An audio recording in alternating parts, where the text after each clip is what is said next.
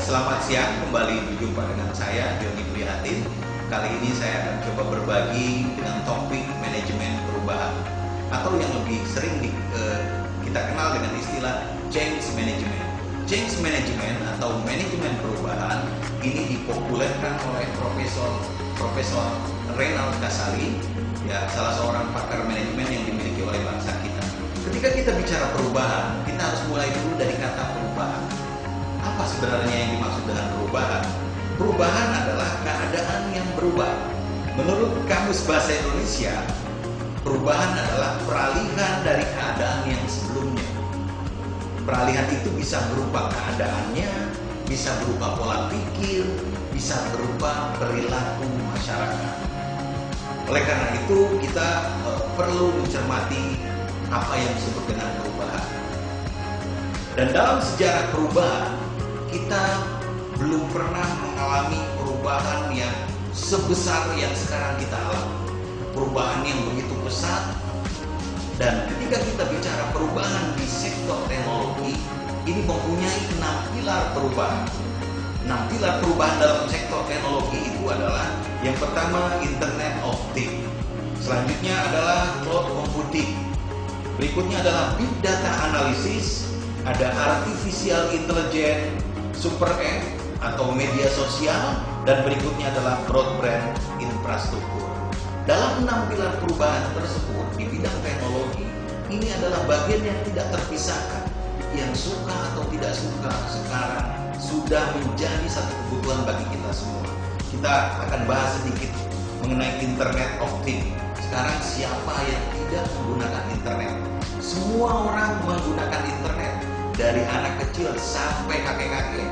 Bahkan di masa pembelajaran dari rumah atau masa pembelajaran dari ini, semua orang menggunakan internet.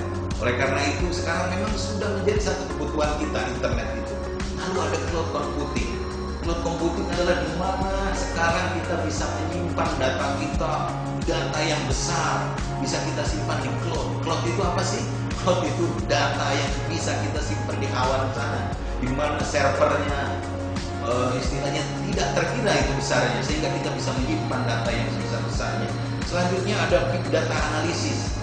Dengan data yang begitu besar, dengan data yang begitu banyak, kita bisa menggunakan big data tersebut untuk menganalisa, untuk kebutuhan kita bisnis, untuk kebutuhan pendidikan, untuk kebutuhan intelijen, dan untuk kebutuhan apa saja kita bisa menggunakan big data tersebut. Karena dengan adanya data tersebut, kita bisa mengolah data-data yang ada itu sesuai dengan apa yang kita butuhkan, sesuai dengan apa yang kita perlukan.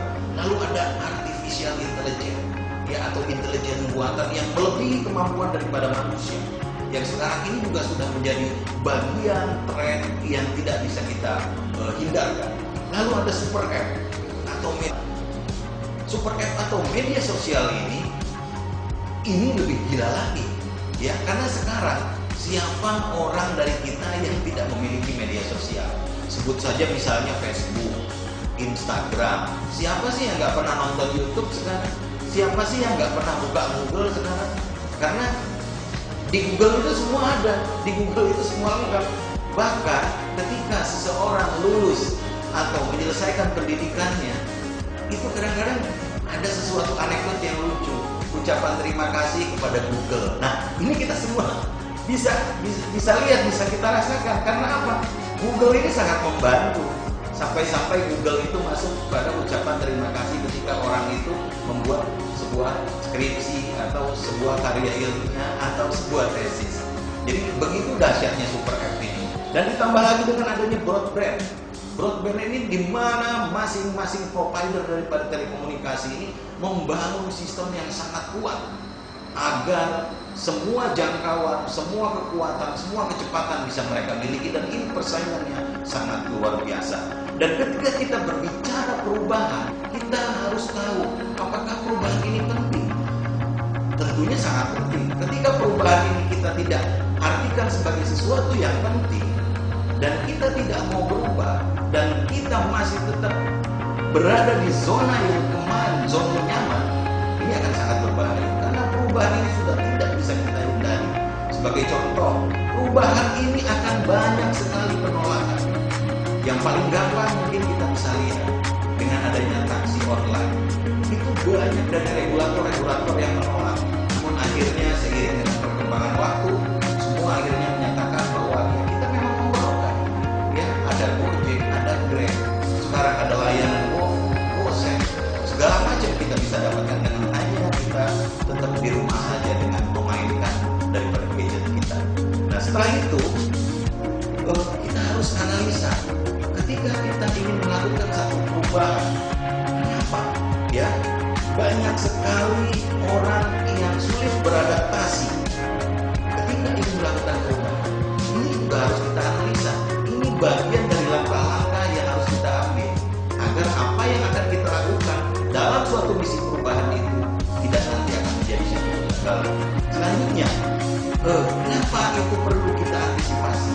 Karena pada prinsipnya, ketika kita ingin berubah, kita harus menginvestasikan diri kita. Kita harus menginvestasikan mindset kita untuk benar-benar mau meninggalkan zona nyaman, untuk mau benar-benar berubah. Karena kalau kita tidak mau meninggalkan zona nyaman, yang ada adalah penolakan. Jadi kita belum melakukan sesuatu yang ada orang sudah menolak. Dan ini adalah masalah besar ketika kita akan melakukan satu perubahan. Kita juga